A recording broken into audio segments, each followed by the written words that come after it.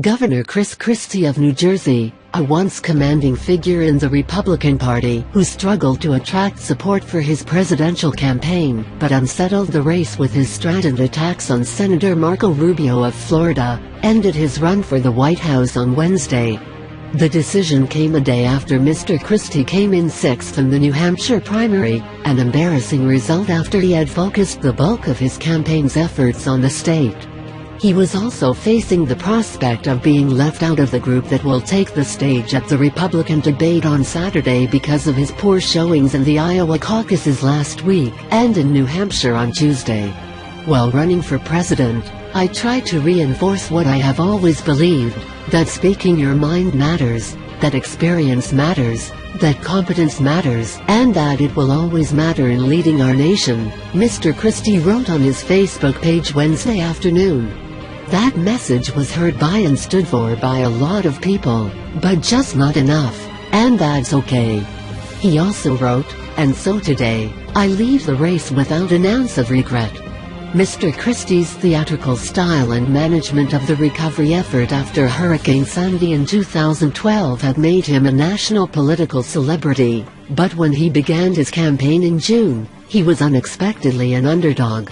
He was viewed with skepticism by conservative activists and beleaguered by the indictments of close associates in the George Washington Bridge Lane closing scandal. His greatest effect on the presidential race may have come in the debate on Saturday, 3 days before the New Hampshire primary, in which Mr. Christie savaged Mr. Rubio as a scripted and superficial politician who lacked the qualifications for the presidency. Mr. Rubio appeared stunned by the onslaught, and played into Mr. Christie's attacks by repeating the same retort 4 times.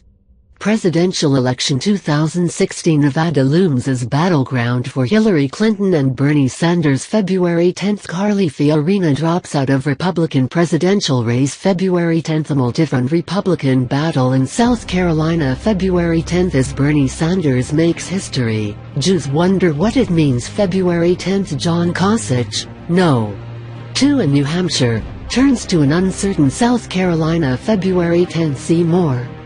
That takedown of Mr. Rubio, however, did not translate into votes for Mr. Christie, 53.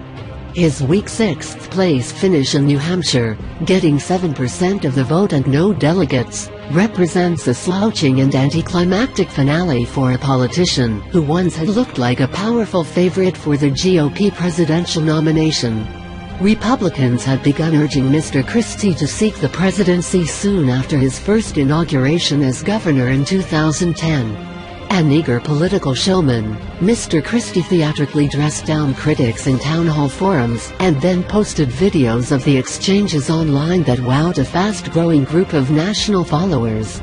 He seemed to get the best of the New Jersey Democrats and the state's labor unions in one confrontation after another, muscling through a law to overhaul public pensions and wearing down teachers' unions in a bid to overhaul the tenure system.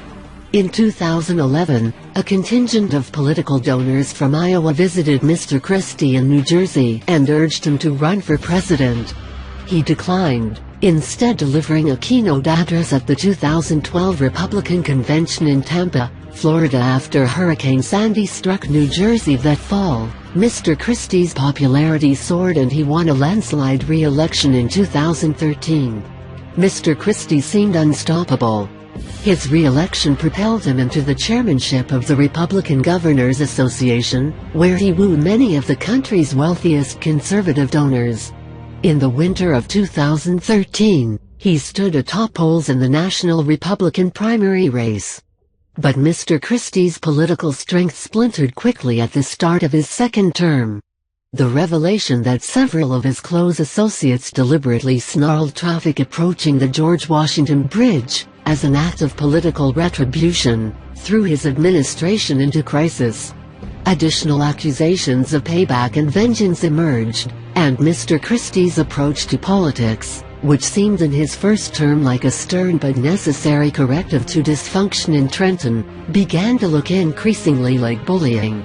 Instead of entering the presidential race as an exemplar of Republican success in a Democratic state, Mr. Christie limped in as an embattled figure who had largely lost the confidence of the wealthiest donors bankrolling presidential campaigns. Still, for a brief period in the fall, a path had seemed to open for Mr. Christie in the 2016 race. He climbed in the polls after the terrorist attacks in Paris and San Bernardino, California, delivering a forceful national security message anchored in his experience as a federal prosecutor in New Jersey. Mr. Christie won endorsements from top New Hampshire Republicans, including the Speaker of the State House of Representatives and the Majority Leader of the State Senate. He also received an endorsement from the editorial board of the New Hampshire Union Leader, an influential conservative newspaper. With his gift for banter, Mr. Christie seemed to revel in the give and take of the town hall meetings that are a staple of New Hampshire politics. But he never resolved the core vulnerabilities at the heart of his campaign, a record of cutting deals with New Jersey Democrats that conservatives found distasteful, and the perception that a legal cloud hung over his administration in Trenton.